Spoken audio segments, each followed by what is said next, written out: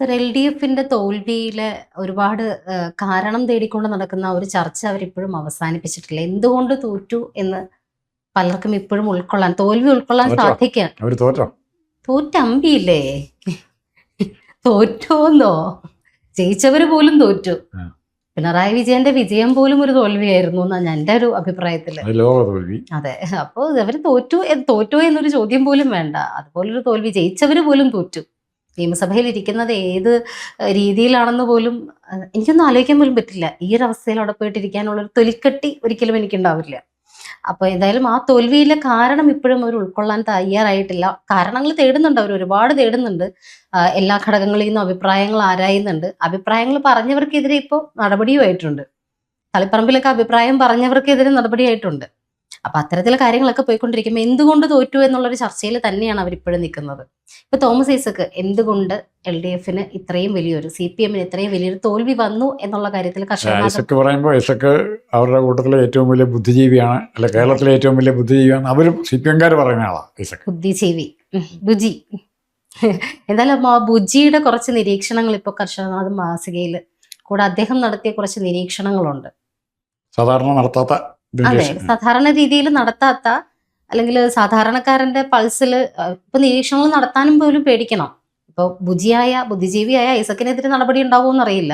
പക്ഷെ നിരീക്ഷണങ്ങൾ നടത്തിയവർക്ക് അല്ലെങ്കിൽ അഭിപ്രായം പറഞ്ഞ എല്ലാവർക്കും എതിരെ തളിപ്പറമ്പിലൊക്കെ പാർട്ടി നടപടി എടുത്തു തുടങ്ങി, അംഗത്വം രാജിവെപ്പിച്ചു തുടങ്ങി. അത്തരം നടപടികളിലേക്കൊക്കെ കടന്ന സമയത്ത് ഇപ്പൊ വീണ്ടും ഐസക്കിന്റെ ഈ ഒരു നിരീക്ഷണം കുറച്ച് റിലവൻ്റ് ആയിട്ട് വരുന്നുണ്ട്. എന്താണ് ഇതിന്റെ ഒരു ഇമ്പോർട്ടൻസ് വരുന്നത്? ഐസക്കിന്റെ നിരീക്ഷണത്തിൽ എന്തുകൊണ്ട് തോന്നി? കർഷകനാഥിൽ ഐസക്ക് എഴുതിയ ലേഖനം അത് രണ്ട് തരത്തിൽ ഐസക്കിൻ്റെ ആർട്ടിക്കിളിൽ നമുക്ക് കാണാൻ പറ്റും.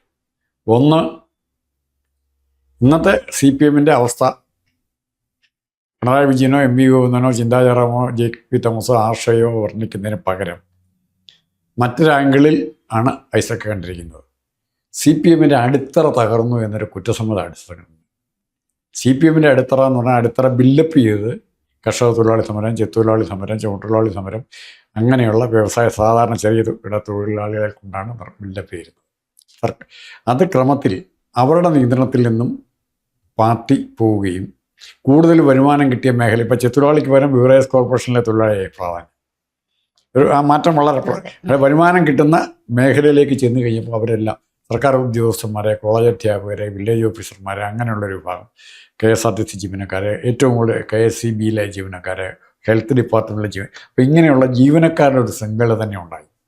ഈ ജീവനക്കാരുടെ ശൃംഖലയ്ക്ക് പലതിനും ഒന്നോ രണ്ടോ സെക്ടർ ഒഴിച്ച് ബാക്കി എല്ലാ സ്ഥലത്തും മറ്റുള്ളവരെ എങ്ങനെ ചൂഷണം ചെയ്യാമെന്ന് കലാപരമായി പഠിച്ചുകൊണ്ടിരിക്കുന്നവരവർ.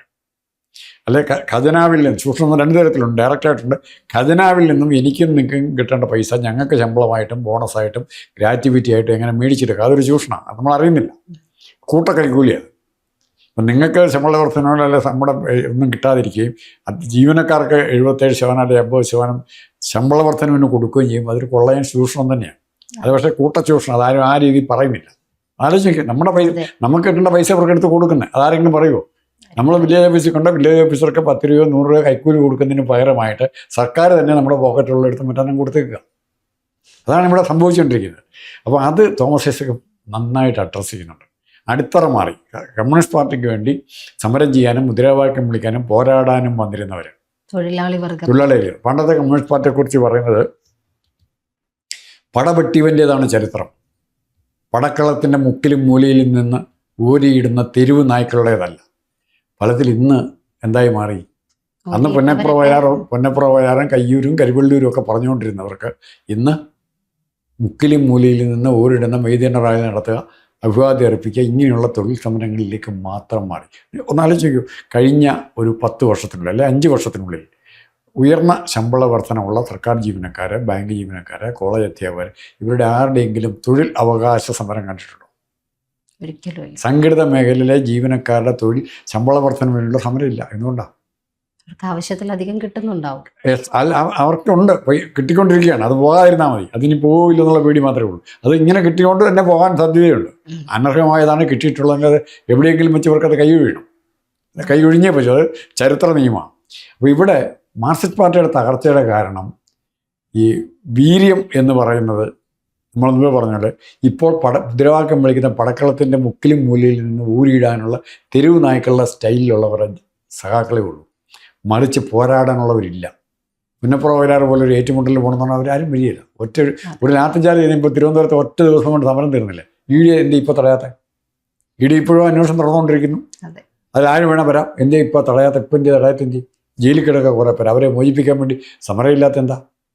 അടി കിട്ടുമെന്നായപ്പോൾ സമരം തീർന്നു. വർണ്ണക്കടലാസിൽ തുടങ്ങിയവരൊക്കെ രക്തസാക്ഷിത്വത്തിൽ തന്നെ അവസാനിക്കും.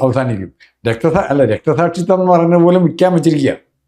എത്ര വിലയ്ക്ക് വിൽക്കാൻ പറ്റുമെന്നാണ് നോക്കുന്നത്. അപ്പോൾ അങ്ങനത്തെ ഒരു കാലാവസ്ഥയിൽ കമ്മ്യൂണിസ്റ്റ് പാർട്ടിയുടെ തകർച്ച ഇങ്ങനെ അസസ് ചെയ്തിരിക്കുന്നത് വളരെ ശരിയാണ്. പക്ഷേ അതിൻ്റെ കൂടെ ഇങ്ങനെ വിഷം തുപ്പിയിട്ടുണ്ട്. അതെല്ലാ കമ്മ്യൂണിസ്റ്റുകാർക്കുള്ള ഒരു പൊതു സ്വഭാവമാണ്. നല്ല കാര്യം പറയാം, വിപ്ലവം പറയാം, ആ കൂട്ടത്തിൽ വേറെ വിഷയവും കൂടെ പറയും. ഒന്ന്, വോട്ടിനെ തരംതിരിച്ചു.